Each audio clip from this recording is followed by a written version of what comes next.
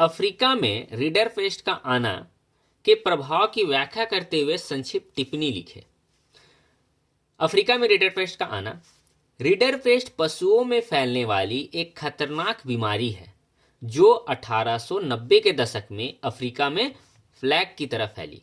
ठीक है, रिडरपेस्ट क्या है? तो रिडरपेस्ट पशुओं में फैलने वाली ये खतरनाक बीमारी है और ये 1890 के दशक में अफ्रीका में फैली। ठीक है, अफ्रीका में यह बीमारी उन पशुओं के कारण फैली जो अफ्रीका में ब्रिटिश साम्राज्य के लिए लड़ रहे भारतीय सिपाहियों के लिए भोजन के लिए पूर्वी देशों से मंगवाया गया था। जो पशु, उनसे यह बीमारी अफ्रीका में फैला था। और ये किस लिए मंगवाया गया था? तो ये ब्रिटिश साम्राज्य के लिए लड़ रहे भारतीय सिपाहियों के भोजन के लिए मंगाया गया था। जैसे ही ये पशु पूर्वी अफ्रीका पहुंचे, इन्होंने वहां के पशुओं की भी रिडरपेस्ट की बीमारी में फ्लैग लिया। ठीक है, ये जैसे ही पूर्वी अफ्रीका में पहुंचा ये पशु, तो वहां में भी क्या किया? ये बीमारी फैलने लगा।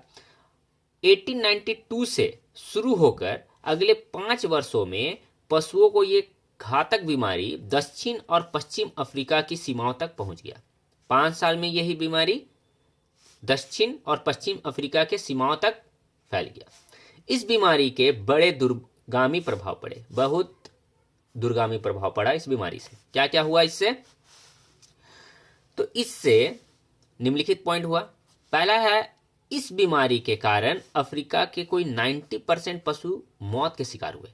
ये बीमारी ऐसा खतरनाक बीमारी था कि इससे पूरा अफ्रीका के 90% पशु में यह बीमारी हुआ और मौत का शिकार हो गया। ठीक है, नेक्स्ट पॉइंट है, इस बीमारी से अफ्रीका के लोगों की आजीविका और अर्थव्यवस्था पर बड़ा गहरा असर पड़ा।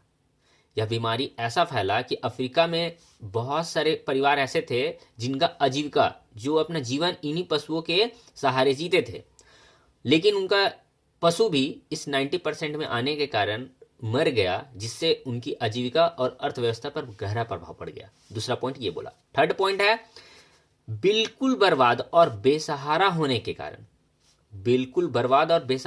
के कारण अफ्रीका के लोगों को विदेशी साम्राज्यवादियों के पास मजदूरी करने के लिए मजबूर होना पड़ा।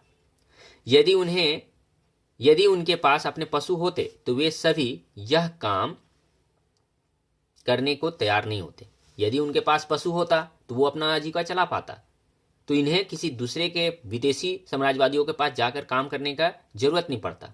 लेकिन ये पशुओं की मौत हो जाने के कारण उनके पास अर्थव्यवस्था, उनका आर्थिक जीवन पूरा तरह से बदल गया। इसलिए वे अपनी स्थिति को सुधारने के लिए वे विदेशी साम्राज्यवादियों के पास क्या किए? मजबूर होना पड़ा मजदूरी के तौर काम करने के लिए।